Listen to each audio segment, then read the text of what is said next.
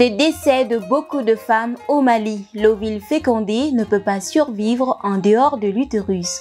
Il endommage les organes à proximité et entraîne une hémorragie interne, souvent mortelle. Qu'est-ce qu'une grossesse extra-utérine? Symptômes, traitements et conséquences, Dr Lassine Konaté nous édifie. La grossesse extra-utérine, comme son nom l'indique déjà, c'est une grossesse qui se développe en dehors de l'utérus. Une grossesse qui se développe en dehors de l'utérus. Par exemple, ici, quand vous voyez, ça c'est l'appareil génital de la femme. Ici, on a l'utérus qui est là.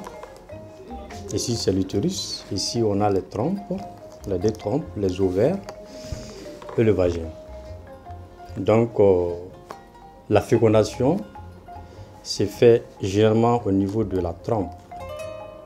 Donc, les fécondés au niveau de la trompe doivent retourner dans la cavité utérine pour se développer.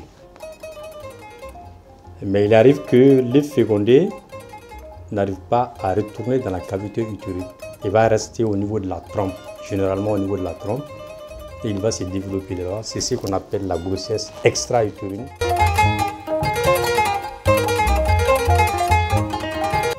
L'une des causes, généralement, c'est les infections. C'est les infections génitales, notamment HOT, c'est-à-dire les infections au niveau des trompes, qui ne sont pas bien traitées, mal traitées, donc généralement qui peuvent favoriser l'avènement de la grossesse extra-utérine. Ça, c'est l'une des causes c'est la cause la plus fréquente, généralement. Mais il y a d'autres causes,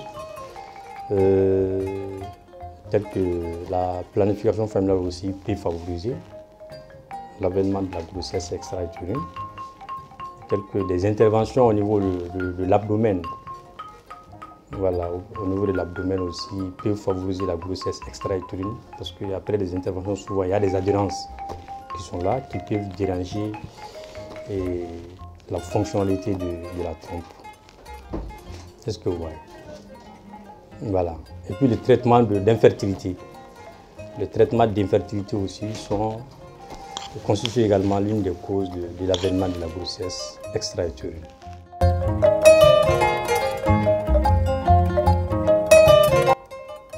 Et une femme qui est en période d'activité génitale, c'est une femme qui a déjà sa puberté, qui voit ses règles avant la ménopause, et qui a des contacts sexuels.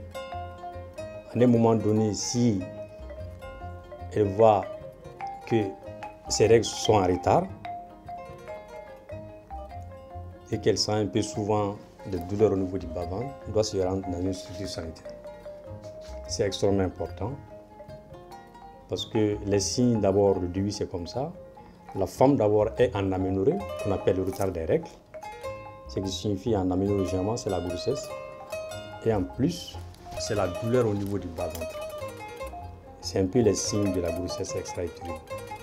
Ou bien qui sent des saignements inhabituels. Des saignements inhabituels, doit rapidement se rendre dans une structure sanitaire.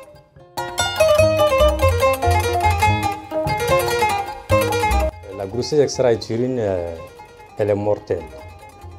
Elle est mortelle si les diagnostics et la prise en charge ne sont pas faits à temps. Parce que l'évolution entraîne une hémorragie interne.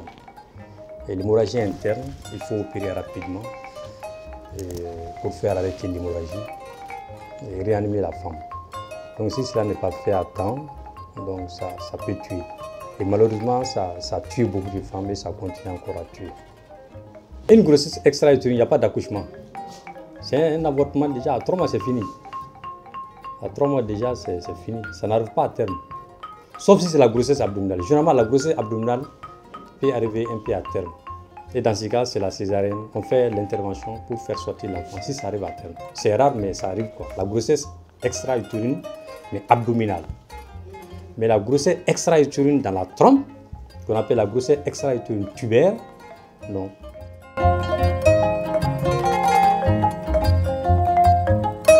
Il y a les cas de récidive, raison pour laquelle une femme qui fait une grossesse extra-utérine, la grossesse ultérieure, avant la grossesse, avant de contracter une nouvelle grossesse, il faut qu'il y ait des investigations pour quand même elle a contracté la grossesse extra-utérine, les causes. On doit chercher à savoir les causes pour les traiter.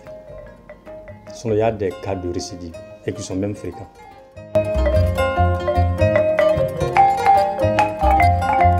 Et quand on voit les mécanismes, traditionnellement, bon, ça sera un peu délicat quand on voit les mécanismes. D'ailleurs, je profite pour dire aux femmes, il y a des femmes, quand elles ont des infections, elles essaient de traiter ça traditionnellement à la maison. Voilà. Et pourtant, les infections génitales, ça peut être basse, ça peut être haute. C'est des femmes qui peuvent être,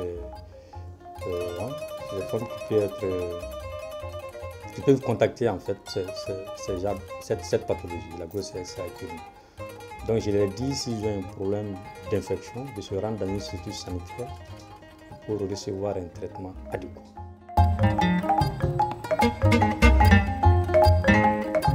On peut soigner la femme, mettre la vie de la femme hors danger quand le diagnostic est fait tôt et quand la prise en charge est faite tôt.